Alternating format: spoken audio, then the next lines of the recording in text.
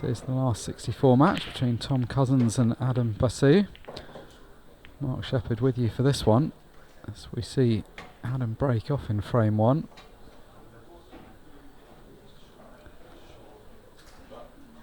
Both of these players lost yesterday in Pro Series 1, so have had today to regroup before getting back into action. As ever, two identical tournaments being played across the course of the weekend, both with the same prize money and ranking points.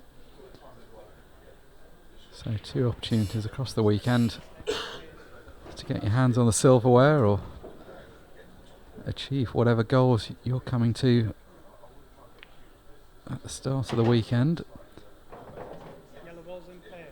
So yellow's in play for Adam. Not an ideal first round draw, obviously this for him, drawing the number one ranked player and most successful player of last season in the shape of Tom Cousins.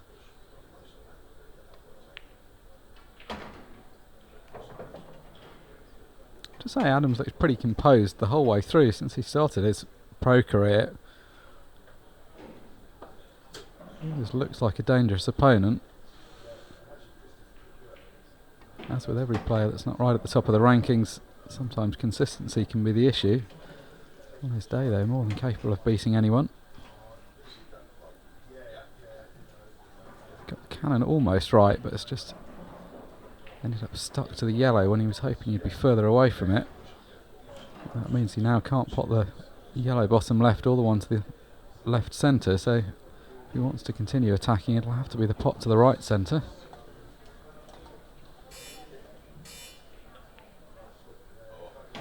Picks it out well though. Sean Story joins me in the commentary box. Good evening. Evening everyone, evening Mark. Yeah, sorry, I was just commentating on the main arena table. Just doing the commentary on the Greg Batten match. He lost unfortunately for him, but good performance from Aaron Davies. Sees him in the semis against John McAllister. So Adam Bassoo's already had to play a qualifier, hasn't he? I watched him earlier on one of the outside tables. He had a tough draw from memory. Can't remember who he was playing, but I remember thinking that's a tough draw.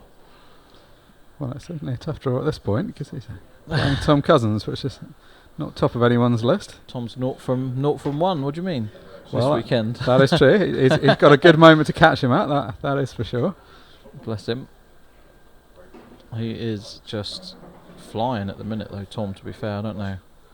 Just you wouldn't want to play him in a race to 25. I can tell you that much.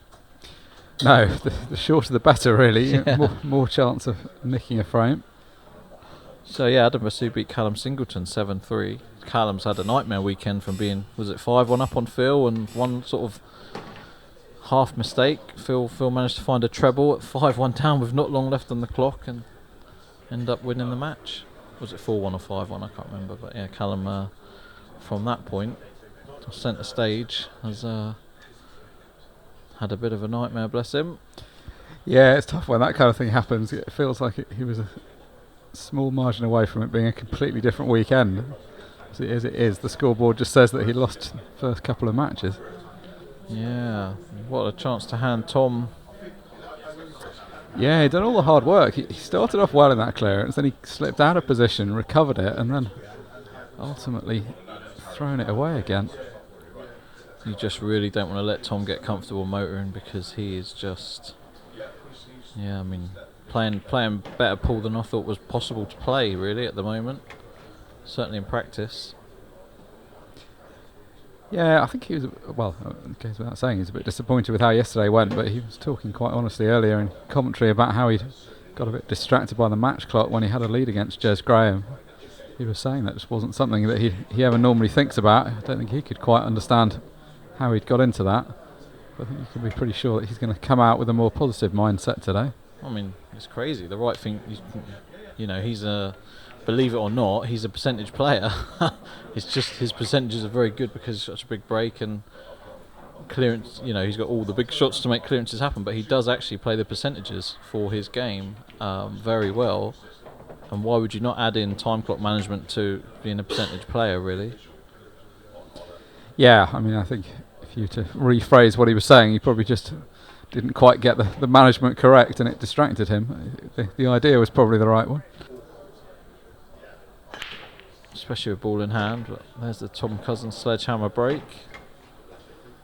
And look at the yellows. This is what he just keeps doing all the time in practice. He hits them so hard that he's very unlucky if he ever leaves the cluster anywhere, really. He just gets such open chances.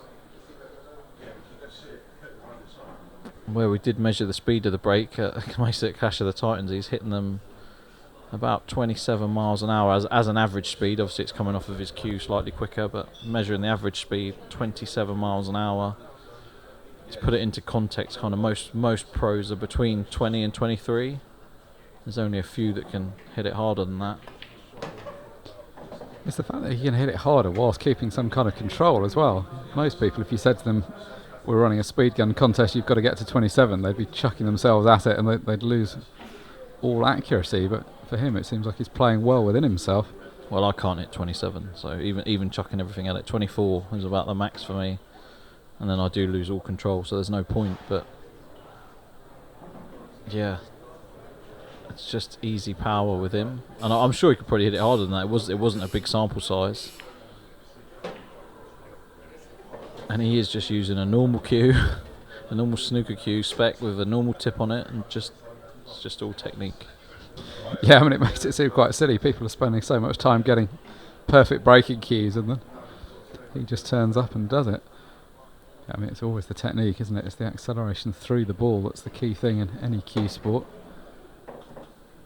Do you think that? Because I remember that saying one of the snooker coaches, but I think it might have been Chris Henry, that put up that the cue is only in contact with that ball for a fraction of a second. You know, you don't really accelerate through the white at all. It is just that initial impact. I don't know how much it's true. I've not watched a slow motion camera, but apparently that cue ball's off the tip instantly, so it's almost impossible to accelerate through it. But yeah, I mean, I suppose what people mean is accelerate at the point that the tip comes into contact. You want the cue to be accelerating, but yeah, rather than decelerating, of course.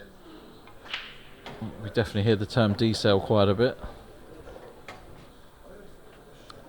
Yeah, I mean, a lot of these things are interesting when you see slow motion replays, because they're often not quite how you think they are when you play. I mean, when you play, you feel like when you're playing well, you are keeping longer contact with the cue ball. I mean, it's always fractions either way, but you do feel like you're getting through it more, whereas you kind of know if you've jabbed at it and thrown in a quick one. Whereas the tip of the cue quite far back from the white, he kind of makes up for that gap by moving his body forward at the time of impact. So he's gaining another mile or two an hour there, I guess, just with body movement. And this is the difference when you don't hit the break as hard as Tom. You end up with clusters and work to do. And this is what I find in practice with him. He just gets the lion's share of the easy chances, and it grates you down eventually. In a very strong mindset to deal with it. Yeah, because it's like half the frames you know you're not really going to be that involved with, so you need to fight for the rest of them. Well, I played him 3 best of 3 race to 8s. We normally play race to 8. Last week it was.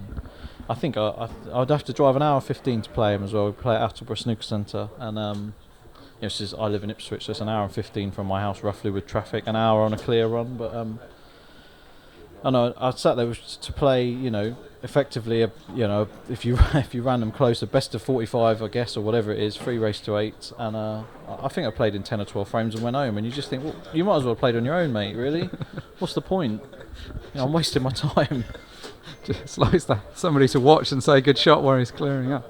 Yeah, literally. I'm not really learning anything here. I've just sort of drove an hour to come and sit and watch you just sort of clear up reasonably easy chances. Obviously, when he does have to do something, he's very good at doing that. But so often he just doesn't have to do anything. Yeah, well, it's quite frightening to hear that he's even better in practice, because you watch him on the match table and there doesn't look much room for improvement. There's not much of a difference either between practice or match play for him. He's very relaxed, but the only thing that does catch him out is obviously the table conditions all play different here, and he does rely on. The scary thing about his practice table is, I mean, I re-cloth it, but to do quite a consistent job. He's just so good at doubles, trebles, and they could be ones you would never take on in a match, but he knows he's getting them because he knows the table so well. So that's just another facet to it that you've got to deal with. And then, of course, he just starts showboating once he's won a couple of sets, and it's just very demoralising, to be honest. But which isn't how it's always been. I used to beat him more than he beat me in practice, so it's odd how it's turned around. But he's elevated his game, and mine probably isn't quite where it maybe was once. Yeah, it's quite sobering, the fact that he had so much room for improvement from what already seemed quite a high standard. Yeah, he's a different player to what he was when I started practicing with him 4 or 5 years ago. Oh, and Adam's missed that one, but again, he just had so much work to do in this finish. And now Tom will just play the loss of turn, leave the cue ball in the bottom left area of the table. I reckon he might wait till later, but I don't think he'll be going here. He'll just be playing a loss of turn, or just a safety now and a loss of turn next with ball in hand. The only danger here is you could leave the gap for the yellow just to leave a smash. I think he's mitigated against that. Yeah, it's very hard to even hit this from there. He's played a good shot.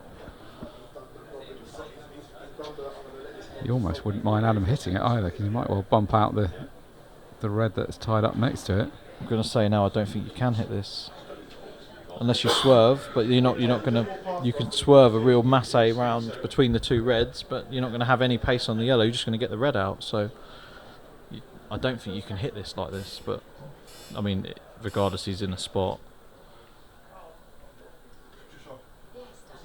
Tom found a really nasty position for the cue ball there. I mean, you certainly couldn't hit it and make anything happen, and you'd do well to even hit it at all. So looks like he's going to go straight into develop his red. Wants to miss the yellow here on the way up, but these are quite hard to judge. You can see how close he's having to put the white. Yeah, I sort of would have been surprised if he played that shot, because you do lose a bit of control when you put the white that close. So I think he's going to screw it out with this shot. I don't know why he doesn't just play a double. You see, this is the difference. In practice, he would definitely play the double because he knows the table. He just doesn't trust this one. So, yep. And it went directly anyway, as you could see. So he could have just done that. Yeah, I was going to say, you wouldn't imagine that ball was going to get potted, would you, from where it was? Could have just dropped it in like that. But yeah, it works pretty standard from here. It's the kind of match that ends up feeling a bit mismatched, because Adam is clearly a top player, but against Tom you can be made to look so ordinary so quickly, and it does start getting demoralising. Well, I think I'm a mismatch with him, and I'm kind of a top 8, top 10 player, so the golf is huge, unfortunately.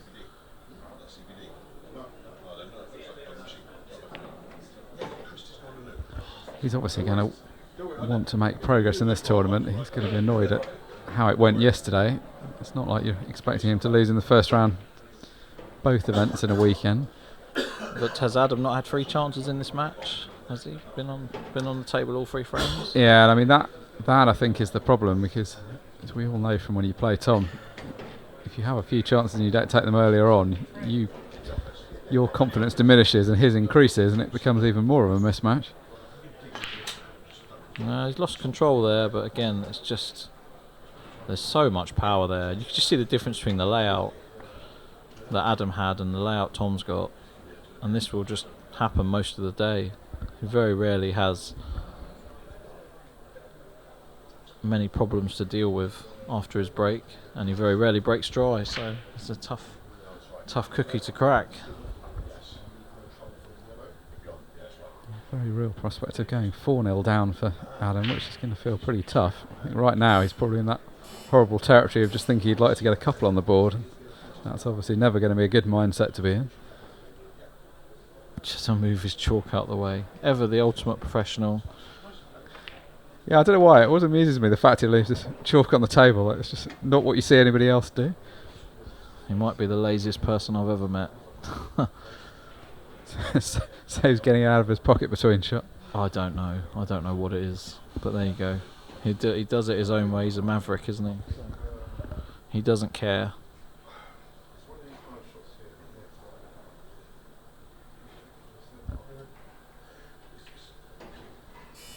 It feels like it's been quite a good match for him, really. It's probably not as tough a draw as it could have been after yesterday's disappointment. Just wants to get back on the horse, start potting some balls again.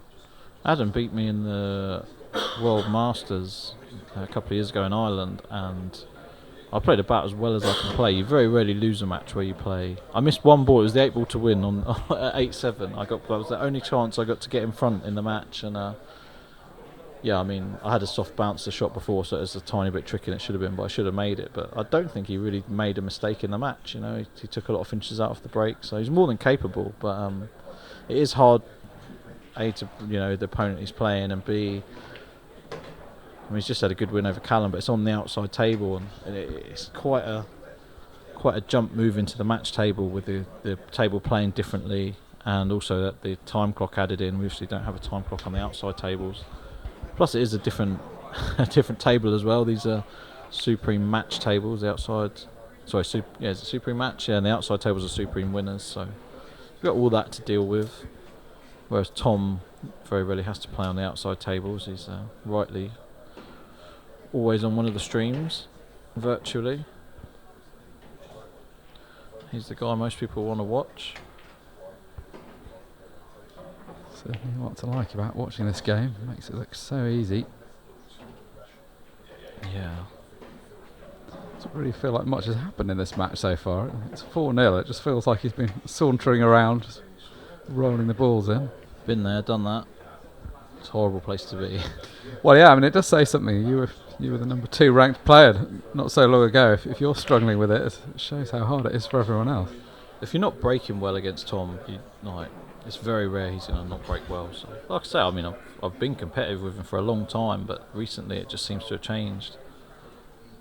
And so I'm not sure whether it's me dropping a bit or him increasing his level again. But you should stop letting him practice. That's got to be the key. Well, I did. I just said there's no point in me driving up for this really. Like, obviously, little one at home, and you know, it's an effort to go and practice at the moment. So, and there's obviously no. It is. That's what I said to him. It's not even practice. I'm just sat here as a spectator. Really, I'm just sort of break dry, wait 2 frames, break dry again, and you think, well, I'm not hitting the break badly, but the table's not breaking easy. Even though it's just been reclothed, and that extra couple of mile an hour. Oh. Lucky nuts going off there, but yeah, the extra couple of mile an hour he's got is the difference. Are you able to practice on a Supreme match? Or no, it's a winner, but it's fine. So we just put a new cloth on it, or I just put a new cloth on it, I should say, and yeah, I mean, it's nice, but it's nice for him. I didn't really get many shots, so we only had the one session since we got reclocked. Well, 2 sessions. So yeah, I don't think I want to say. I think it's 3-0, but the first one, to be fair, I'd had no sleep and recloth the table, which takes a few hours. So yeah, it was an early start, so I don't really mind that one. But yeah, the next session I didn't really get a go. So, but he's doing it more and more often, so it's not like it's a one-off occurrence. So it is tough.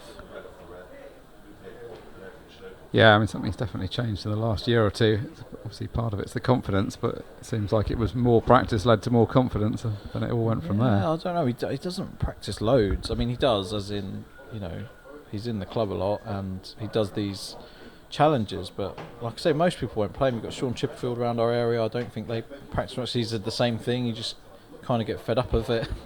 It's tough. No one's prepared to play him anymore. Well, you say you just don't get a session a lot of the time. You just sit and watch. You think, well, and he obviously always wants to play for something, which is fair enough. And you think, I'm just hemorrhaging cash to him, feed his kids. Maybe I'll have to get a start or something. It'll be alright. So he's left a nice natural angle here just to float off the left cushion. He might just screw down directly, but I think he's got a natural to just top it. Oh, he's going to just float down to around the very middle of the table. And just like that, as you said, casually as anything, it's 5-0. I mean, this does just look ridiculously casual, doesn't it? This doesn't look like a competitive match. It just looks like he's going around practicing. In that next little bracket down, Sheppy and Jack Whelan. Yeah, the whole of the top 8 at the moment just looks so strong. Chippy, Phil Harrison, a few other big names in there. But those top 3 just seem to have a bigger break, more consistent break, and I mean, there is a little bit more work to do on this one, but you can just see how open the table is after Tom's hit them. You don't see this kind of layout from many players, even the top pros. They're kind of having to work harder than this. This is a tricky-ish finish. I think you have to go reds. You have to get the red out the way of the bottom right-hand corner early, but beyond then, it's just what ball you use to get on the 8-ball.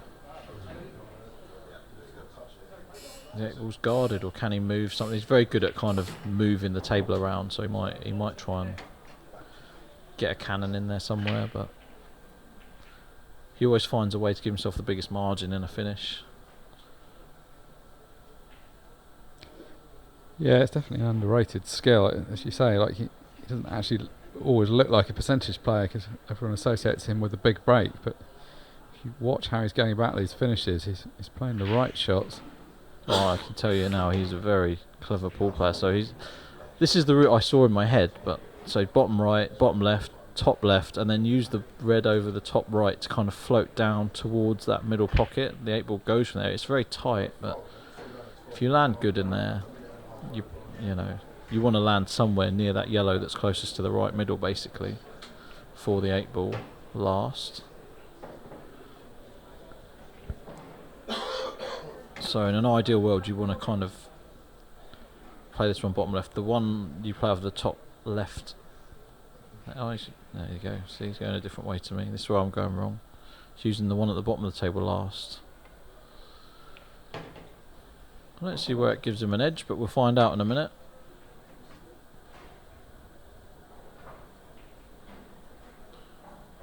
Do you see the line I'm talking about? If he plays this one, and then if this was his last ball and he was here now, which he could have been. Yeah, I suppose maybe worrying that he wasn't going to get perfectly there. I mean, obviously, if the other balls have gone, he's in a nice spot. Is he going to play the 8 to the left middle last? Is that his plan? Yeah, I mean, that does seem to be the highest percentage is the word, but I mean, he's got a natural to drift over there now. Yeah, if he drops over to the right cushion, that perhaps is a bigger margin than trying to get on it in the corner. Yep. This can be the difference as well. His patterns are just so good. If you had to give the key departments in a good 8-ball pool player, you've got the break, which I think is probably number one for me. Yeah, he's playing at left middle, and he's played it really well. I mean, he's played it unnecessarily well, hasn't he? Yeah. You've got shot selection or patterns, potting ability, cue ball control. What else is there? But he's just got every department. Brilliant frame of pool, that one. There's a much better break from Adam, and you see, again, you can just see the difference in that, and he has hit those really well, but it's just a cruel game at times. It's nowhere near the kind of chance Tom's been getting.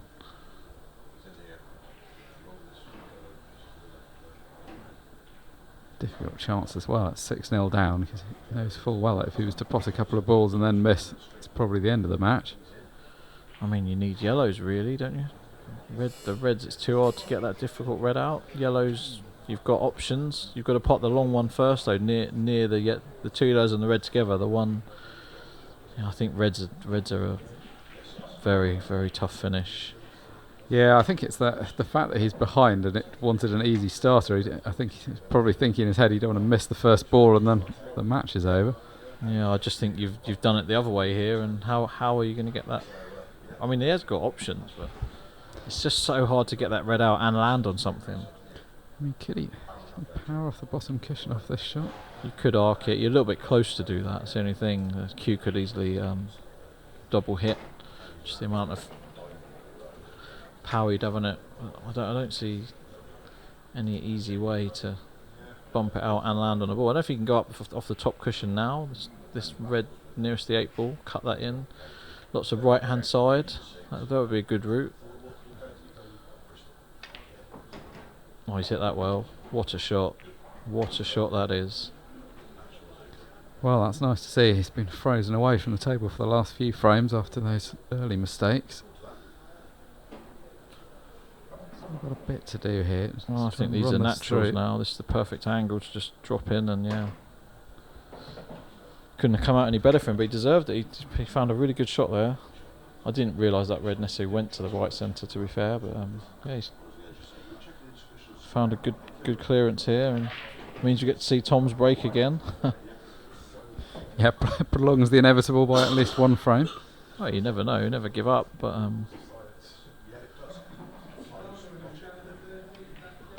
Oh. Well, maybe not. This is smelly.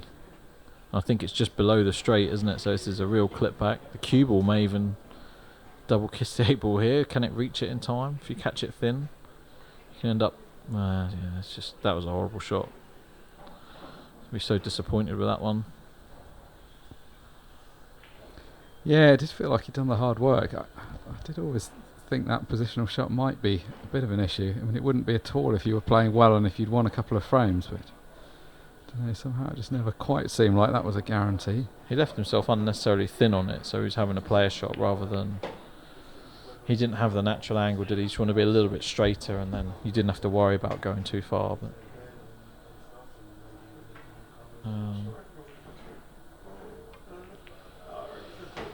yeah, easy work for Tom. Disappointment for Adam, but yeah, I mean, he's only played in 4 frames, hasn't he? And unfortunately, he's not managed to take any of them. But Well, there's been some performance, hasn't it? Even by his own standards, he's just looked so relaxed. do you just do the skill shot for the fun of it? No. Yeah, that would be a good end, wouldn't it? He's just screwed up the table there, but yeah, solid performance from Tom. I don't think he's really missed anything or missed any chances. Just taken what's there, that's all you can do. And in 25.5 minutes, Tom Cousins inflicts maximum pain. Adam Bassoo did have some chances there, but ultimately he just couldn't quite get it done in the early frames, and then let slip that final chance in frame 7. Wasn't really pushed there and didn't have to do anything too outlandish, but Tom just looked so in control of his own destiny the whole way through that match.